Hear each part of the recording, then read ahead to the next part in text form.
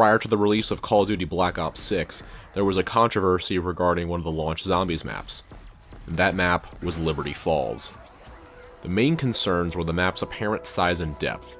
It was not nearly as grand as the other launch map, Terminus, and the intro hyped it up to be an amazing map. Not only that, but in its pre-launch state, the community deemed that it lacked the aura of a zombies map, which is another way to say atmosphere and personality. The community was not pleased when they first saw this map, and with fair reason given all the hype. But I'm here to tell you that Liberty Falls defied my pre-launch expectations. Instead of releasing as a hollow, reused Warzone asset, it delivered a simple, streamlined zombies experience akin to Black Ops 2's iconic town. Liberty Falls is a simple, relatively small map.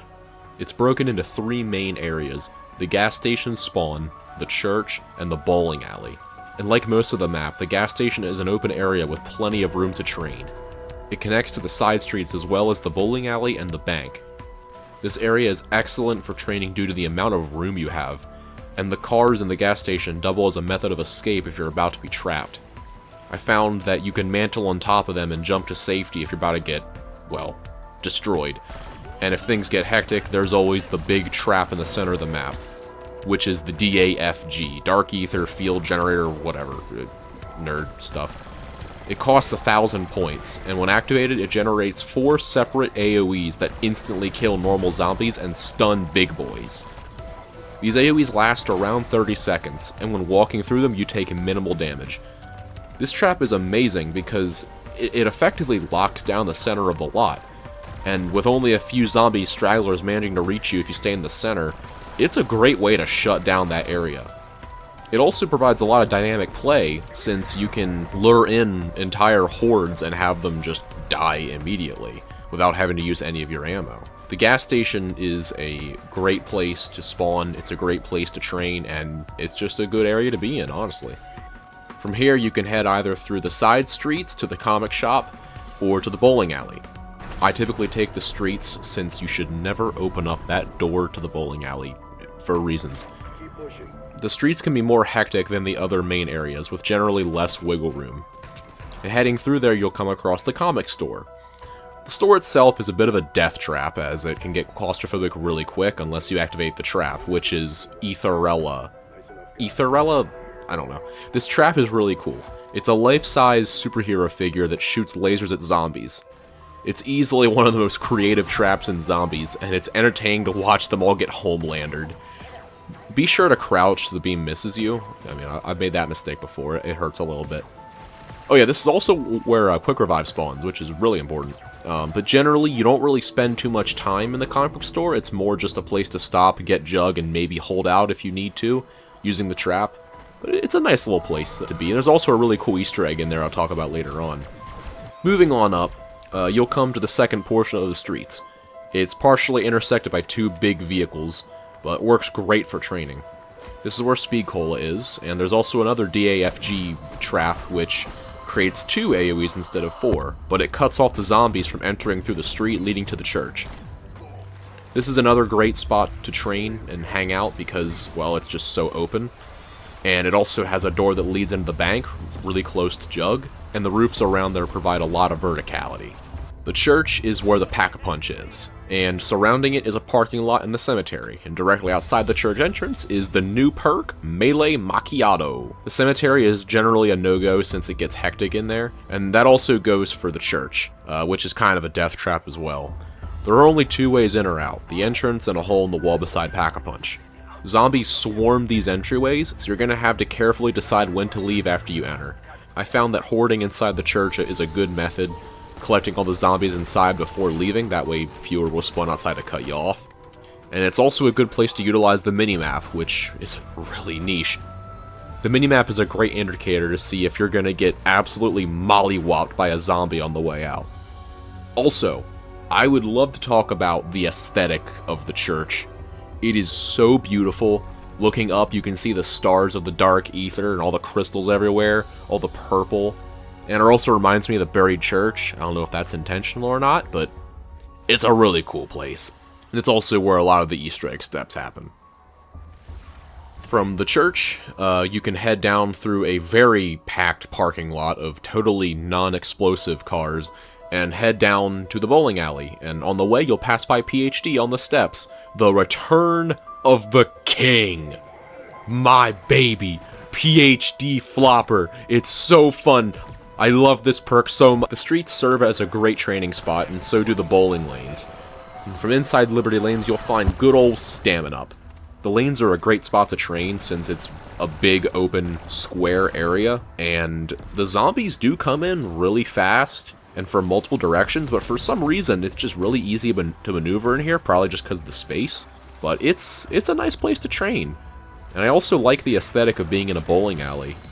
From the streets outside the bowling alley, you can head to the bank, which is where the vault is, where you can cash in your loot keys. And again, that wraps around to the side streets where Speakola is, and on the way you'll find Jug. Be careful in that area, because it is kind of a death trap around Juggernog.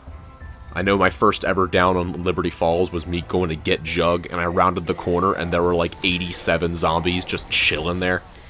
So, yeah. And then from the bowling alley, besides Stamina Up, that little alleyway leads back to spawn, to that door you shall never open, I swear to you. That is like the door on the Kino stage. Do not open that door. That pretty much covers the whole map's layout. It's simple and each area feels really interconnected. There's a quick way to get anywhere, any place on the map. For example, if you're at the church and, say, someone goes down at the gas station, the whole way across the map, you can hop on a zip line in the cemetery and ride all the way back, landing on the rooftop where the Wonder Fizz spawns on round 25. You could also run down the stairs past the bowling alley and jump over the debris beside the bank entrance and get to the gas station that way. If you're at the bowling alley and need to reach the streets where Speakola spawns, which is, again, the other way across the map, you can either take the vertical zip line on top of the bank, or you can just simply run through the bank. The map is bigger than Black Ops 2's town, but doesn't really feel like it. Since everything is interconnected, it feels like you can cross the distance quickly. Not only that, but the abundance of training spots makes this a great co-op map. There are many zombies maps that work better solo due to the layout and lack of space, but this map doesn't have that issue. Every player has a place to train without merging hordes, and so it works great when you play with friends. So I've talked about the layout of the map and all that boring stuff, but, you know, every zombies map needs to have a special weapon, a wonder weapon, a Wunderwaffe, if you will. And the wonder weapon in this map was something that I loathed to see again. If you told me 10 or so years ago that I'd see the Transit Wonder Weapon again in a main zombies game rather than something new and interesting, I'd probably cry. The jet gun was an absolute piece of and you'd have to run around the entirety of Transit, which makes Origins look tiny by comparison, carrying each part piece by piece, one by one, to a workbench in the of nowhere to craft, and after you did all that BS, the thing could just break if you overheated it. And you'd have to do that whole stupid, monotonous process over again. It was terrible, it was bad, it was every negative thing under the sun, and the weapon wasn't even that good. However, I can safely say the Liberty Falls jet gun is amazing. No, it's not amazing. It's downright broken overpowered. I'd even put it up there with the Thunder Gun, which is also one of the best wonder weapons of all time in my opinion. It operates similar to the Transit jet gun. When you fire it, it sucks up all the zombies and turns them into meat slush. However, it actually feels like a jet engine in your hands. Like, you are literally carrying a hunk of metal and bleh. You also have the alternate firing mode now, which just vaporizes everything around you and sets them on fire. It's awesome. This thing literally eats through hordes like they're made of paper. It's basically a handheld wood chipper. And when I was doing the Easter egg solo on Liberty Falls for the first time, this thing absolutely carried me through the final fight, with its ability to just delete hordes in seconds, and also deal decent damage to bosses on top of that. It has infinite ammo, by the way. The Easter egg on Liberty Falls is short and simple. After getting the jet gun, you're pretty much halfway done. The final fight is hectic to say the least, and finishing it gives you great rewards.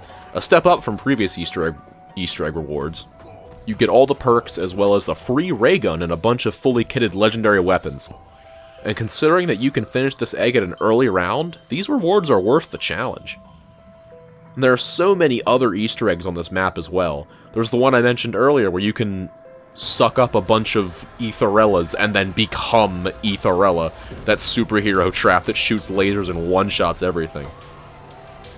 There's the vending machine as well, which you can slap each round to give you free stuff ranging from a bag of chips to an actual ray gun. And of course, Nico, let's go bowling! You can go bowling. Need I say more? I've been very positive throughout this video because I just love this map so much, and I think it's such a fun time, but there are some problems and concerns that I do have with it.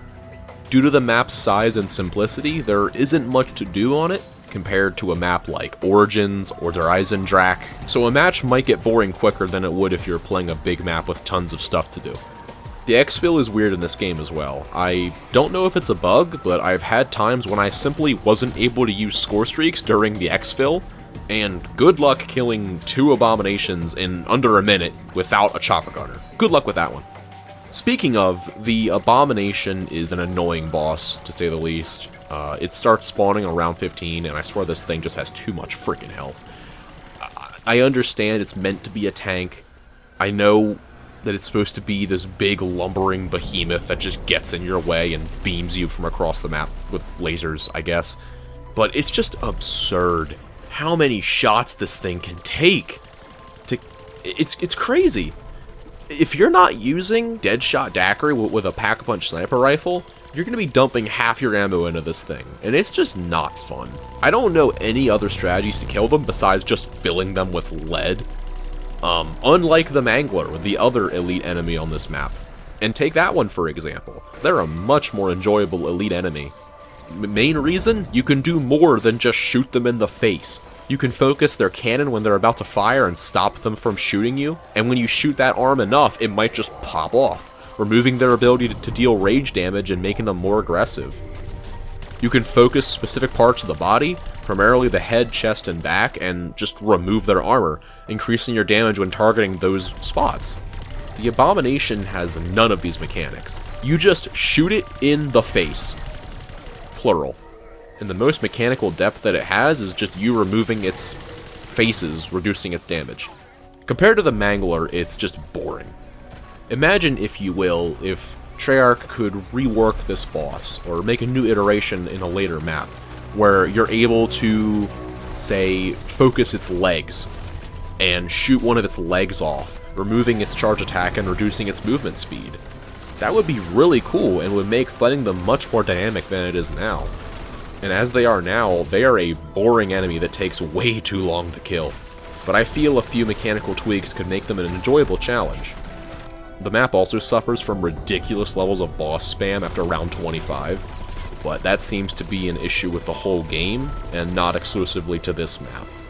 I will say for the record that I'd rather fight an Abomination over an Amalgam any day.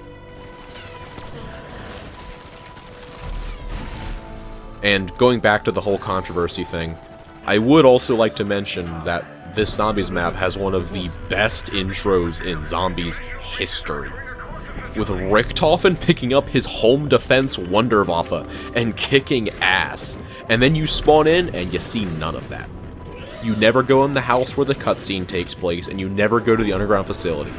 I think this map would have a better public perception if the intro wasn't so awesome.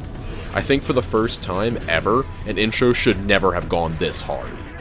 The map we got is still great in its own ways, but I understand people being upset when the trailer didn't match the map. Overall, Liberty Falls is a great map that caters primarily to casual players. Its layout compensates both solo and co-op, one weapon is amazing, and it's great for just hopping in and playing some zombies without having to worry about convoluted upgrade quests.